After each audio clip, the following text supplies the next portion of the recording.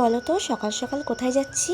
আজকে আমি যাচ্ছি নৈহাটি বড় মায়ের পুজো দিতে। বিশ্বাস করো বন্ধুরা, আমার অনেক দিন থেকে ইচ্ছে যে আমি নৈহাটি গিয়ে বড় মায়ের পুজো দেবো, কিন্তু খারাপ ভাগ্যবশত কোনোদিনও যাওয়া হয়নি। কিন্তু দেখো আজকে অবশেষে স্বপ্নটা পূরণ হয়ে গেল। আমি কিন্তু একা আসিনি মোটেও, আমার সঙ্গে আরো 4টে বান্ধবী এসছে। আর আমি যেহেতু কোনোদিনও আগে আসিনি, তার জন্য জানতাম না কি কি নিতে হয়, তাই বাড়ির থেকে যেটুকু পেরেছি সাজিয়ে এনেছি। কিন্তু বিশ্বাস করো আমি ভাবতেই পারিনি যে এত পরিমাণে ভিড় হবে। মন্দির থেকে প্রায় 3 কিলোমিটার দূরে আমরা লাইন দাঁড়িয়েছিলাম, আর রাস্তায় বারবার বসে পড়ছিলাম কারণ খুবই কষ্ট হয়ে যাচ্ছিল। তো বন্ধুরা দেখো, ফাইনালি আমি বড় মায়ের মন্দিরের ভিতর প্রবেশ করে ফেলেছি। আর অনুভূতি ছিল একদমই অন্যরকম, যা কোনোদিনও আমার আগে হয়নি। আর দেখো এখন কিন্তু আমি পুরো ফেস টু ফেস বড় মায়ের সামনে, আর অনেক সুন্দরভাবে পুজো দিয়েছি। এত লাইন পারাপার করার পর পুজো দিয়ে মন্দির থেকে বেরিয়ে আমি খুবই ক্লান্ত, কারণ আমি 3 থেকে 4 ঘন্টা লাইনেই দাঁড়িয়েছিলাম রোদের মধ্যে। তাই কোনো কিছু না ভেবে ট্রেনে উঠে সোজা শিমুরালি চলে আসলাম। এখন আমাকে 1 ঘন্টা রাস্তা পেরিয়ে বাড়ি যেতে হবে। আচ্ছা তোমরা জানাও কারা কারা বড় মায়ের মন্দিরে পুজো দিয়েছো?